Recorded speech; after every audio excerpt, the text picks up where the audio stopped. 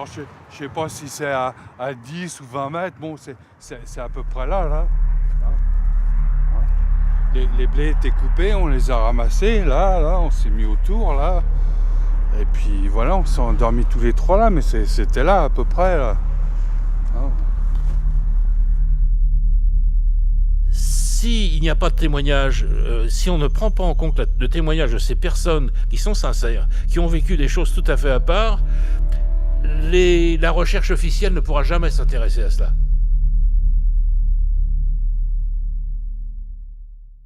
Je m'appelle Gérard Deforge.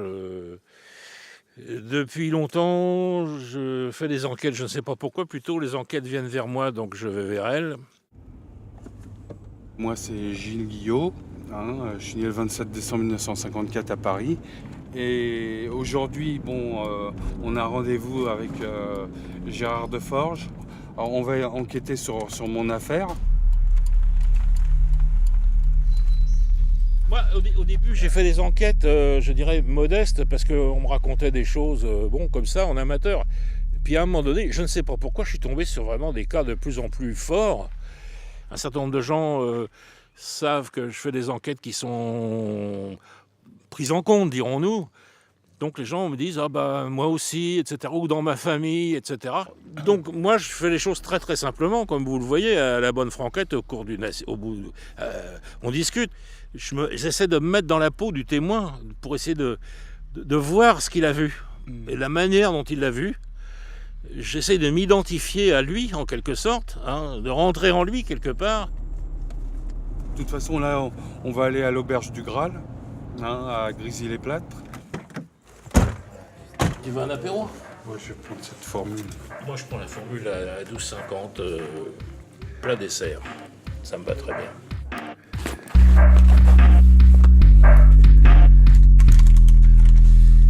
On a fait du stop jusqu'à Paris, et puis de Paris on est venu ici. Puis... Donc ça c'était en 1973. 1973, le vendredi de la première semaine d'août.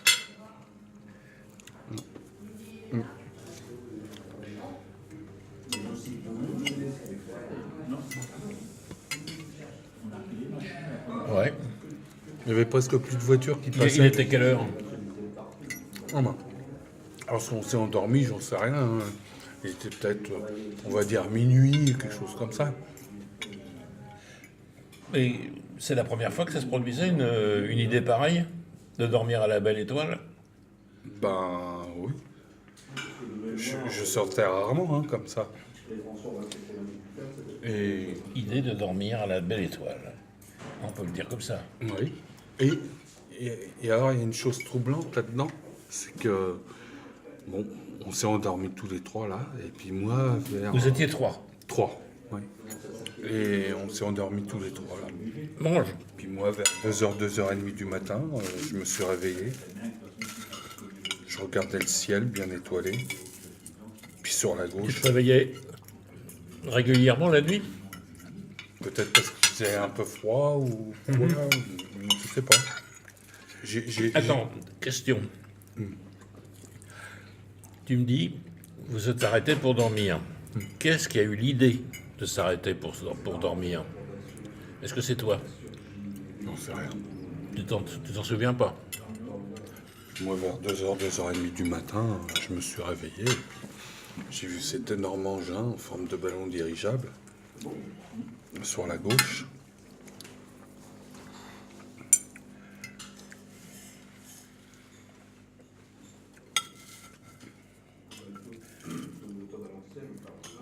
J'étais émerveillé et heureux en même temps. Heureux, d'accord. Ah oui. Émerveillé, heureux. Ok. Aucune peur? Non.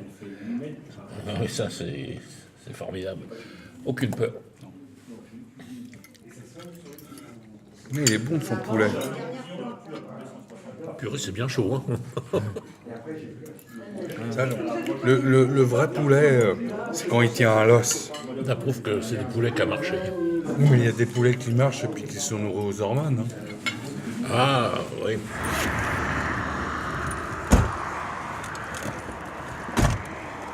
Et par rapport à ce nuage, par exemple, là-bas, oui. Au petit nuage plat. Ah, il était beaucoup plus bas. Plus bas. Oui, oui. C'est-à-dire, c'était juste au-dessus des arbres. Je le vois comme ça, c'est difficile à dire, hein. C'était plus bas que le nuage là, entre les deux, entre le sommet des arbres et puis ce nuage là à peu près. Plus bas, je peux pas dire plus bas. Tu sais, c'est vraiment difficile à dire, ça. Bon, en tout cas, c'était à peu près, c'était pas plus haut que ce nuage là. Ah non, entre les deux. D'accord. Oh, c'est difficile à dire. Difficile à dire. Alors tu sais que, avec la précision de date que tu m'as donnée, avec mon petit logiciel d'astronomie, je vais pouvoir reconstituer le ciel nocturne local à cette date précise. Ah oui. Et avec la position des différentes planètes, etc. S'il y en avait, je peux le faire. La coupe Saint-Graal. C'est où ça? Là, dans nos coupes glacées. Alors allons-y pour la coupe Saint-Graal. Alors on va prendre l'azimut. Vas-y, au départ, montre-moi remets-moi ton doigt au départ. Parce que c'est difficile de dire si t'es comme ça, un peu plus haut ou quoi. T'es à 20 degrés à gauche du pôle nord, enfin de la direction du nord, vrai. Hein. Oui. Azimut 360, je vais m'en souvenir. Très bien, d'accord. Et ça reste immobile? Ah non, ça bougeait, mais très très lentement. Alors montre-nous. Comme ça. Alors, tout doucement. Vraiment tout doucement. Et en finale? En finale, à peu près à cet endroit-là, Oui. Est-ce qu'il a disparu sous certains nuages ou est-ce qu'il a accéléré si fort que l'œil humain ne pouvait pas suivre? Par là, à peu près. Oui, par là, à peu près. Ça... À l'azimut 40. D'accord. 360 à l'azimut 40. Dis donc, ça fait une sacrée trajectoire, hein, dis donc. D'accord.